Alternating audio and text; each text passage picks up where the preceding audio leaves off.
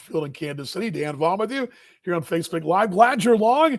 The pregame show edition, and got several items to get to you. A little breaking news for you. They got some roster news and also your Monarchs starting lineup for the final game of the 3-game series against the Sioux City Explorers, which turned out to be pretty nice. It was a little summer clouds earlier, but blue skies above us now. Those clouds are all gone to the east. We're ready for baseball here as the grounds crew getting their work done there downstairs here at Legends Field. So let me bring this down for you. I didn't get the breaking news sounder. I guess I should probably do that. Maybe even adjust the camera because I'm kind of in the there we go. But I mentioned today at lunch that I thought perhaps there might be some moves forthcoming. It's weird. It's kind of like, you see the clouds coming, certain weather's coming, right? Well, just certain tea leaves and feelings. I've done this long enough. You got to get an idea of what might be happening. And the Monarchs do make a move, and a big one, and a very big move. This one coming to you today. And actually, I'm going to do this. Get a photo of this too while we're probably should have done this before we went on the air, but let's do this real quick as well. But this move answers a couple of needs. And, I mentioned this over the weekend, and I didn't know how things might play out. I don't know how the cards are going to come out of the deck, but I mentioned that, it's not always one move for another move. It's often a succession of moves, right? Almost a piece of this puzzle moves this one and all that. And that's what's happening. Let me give you the breaking news sounder. Here we go.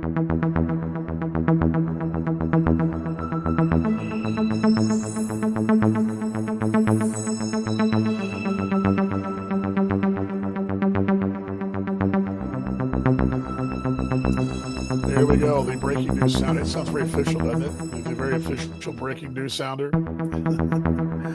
All right, the news of the day. And the Monarchs have made a move today, and he will be available tonight in the bullpen.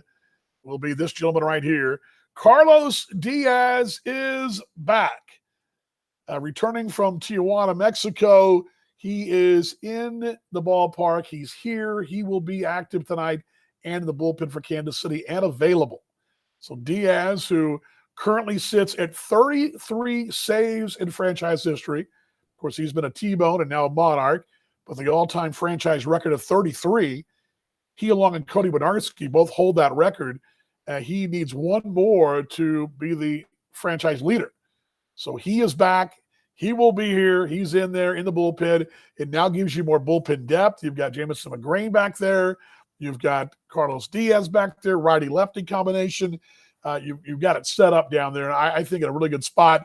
You also added, we talked about just the different pieces of the puzzle. Jeremy Rhodes being added as well down there. I'm just looking over my notes here on the wall.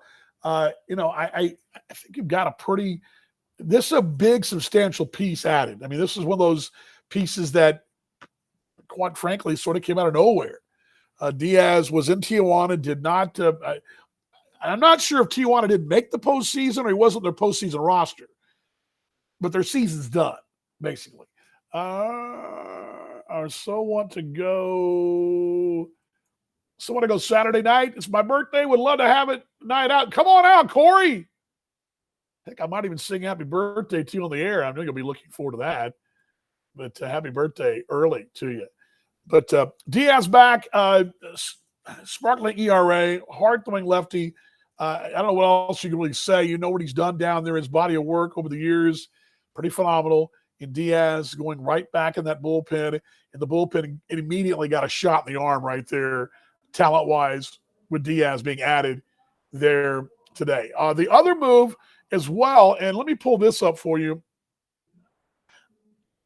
And maybe not quite the headline, but it's pretty big. This young man's had a pretty good career, a right-hander. He had Cole Dunsing. And he is from here in Kansas City, Overland Park, went to Blue Valley Northwest High School. He is an Angels farmhand most recently. He right-hander, was in high advanced A for them. in the Angels system this last year, and he joins the ball club as well. Joe telling me he's a swing guy. He can pitch in relief, and he can start. He can do both. Where he goes, I don't know. That's kind of up in the air, but he's there, and some depth in the pitching staff. The moves today, you may have heard me talk about this at lunch today on the Monarchs Mocha. Jose Taveras, he was placed on irrevocable waivers, and Joe addresses that on the top step tonight, which we've already taped. But it's interesting, in our Providence Medical Center health report, I actually asked him what goes into making those decisions. Remember, unlike, for example, the Royals or their AA club or AAA club, you can stash a guy down at the complex or put him on a taxi squad or whatever. We don't have that option. Once our spots are full, our DL, we have the one DL, the three inactive, when they're full, nothing you can do about it. We've already seen Brian Ellington had the broken ribs. You couldn't keep him around. Great example. And Taveras, who's not going to be ready anytime soon, if not for the rest of the season, you just can't hold him around. You need to use those roster spots and kind of play that moving around game. And that's what happened. And we'll talk to Joe about that a bit tonight. But Taveras, wishing him well.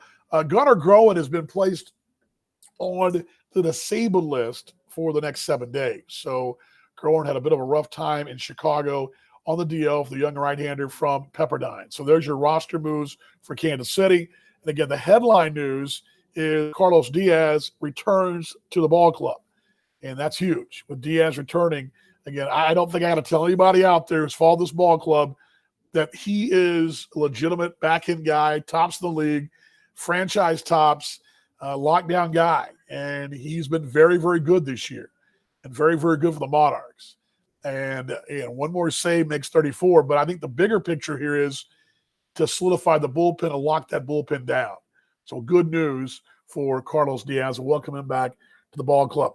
With that, we'll give you a starting lineup card tonight for Joe Capietra's ball club. Let me pull it up right here. We're still waiting for Sioux Cities, but it'll be Morgan McCuddle leading things off. Morgan is at shortstop. Will Kinger will play third. He'll bat second. I believe it's the first time Will has batted second this year. Darnell Sweeney batting third. He's at second base. Gabby Guerrero's in right field. He bats cleanup. Casey Gillespie batting fifth. He'll be at first base. Imadel Isabel is your DH. He bats sixth. Connell Willis will bat seventh in left field. Charcer Burks batting eighth. He's in center. And Alexis Almeida will catch for Kansas City.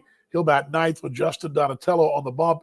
Ryan Grotjohn out in the car tonight, a little slowed, icing the shoulder. He had a great play last night late, a couple of great plays, and he is a little banged up and getting the night off is Ryan Grotjohn, part of that Providence Medical Center health report. Also, this piece of good news today, too, Jake Mathis will be back in the rotation probably on Saturday. He just didn't feel right, but he's okay. So there's that. That's good news as well. Expert care, close to home, Providence Medical Center. Let's see here. Will he play tonight? Yes, he's here tonight. He is here. He's here. He's in the uniform. He's here. He'll be in the bullpen. As a matter of fact, when I was taping the top step, he was coming out. He's ready to go and could pitch tonight. Kenny's saying Diaz. Yes, return. Yeah, shot in the arm with the troops for sure. This one sort of, sorted itself. The fact that Tijuana was done and they didn't have a postseason spot for him works out perfectly for Kansas City. Again, I'm not sure if they didn't make the postseason. I'm going to look it up because I've heard two different stories. I was under the impression Tijuana didn't make it, but they may have made it and let him off the roster either way. It's not the point, but the point is he's back, and that's the good news. And suddenly you've got depth down there, and you're back to sort of where you were bullpen depth-wise 6 weeks ago. Feel pretty good about that.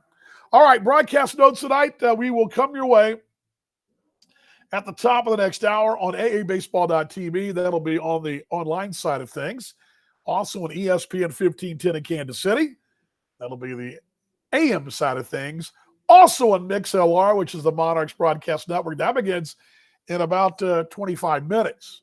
Got your Monarchs 101 with DV. We're going to talk about overflow crowds with two teams playing away from home. Talk about that a bit. We'll also tell you about this date in Monarchs history. We'll go to Utah. Joe Capietra joins us as well. Association numbers, all that and more tonight on the pregame. Also, Jack Johnson has your scouting report of Cole Dunsing. All that tonight. As who's pitching tonight? Good question right there. The Monarchs are going with Justin Donatello. He'll be facing the new right-hander for them, and it is I find him here, Jorge Oleda. We'll talk about him in the pregame and a little bit during the game. A young rookie out of Alvin Community College going tonight for Sioux City. Rubber match of this one begins at the top of the next hour. Tickets at monarchsbaseball.com. Love to have you come out and see us. Your ball coach playing very good baseball. Come support him right here at Legends Field in Kansas City. I'll see you on the broadcast tonight. Join me on air on the Monarchs Broadcast Network. As we always say, go Monarchs!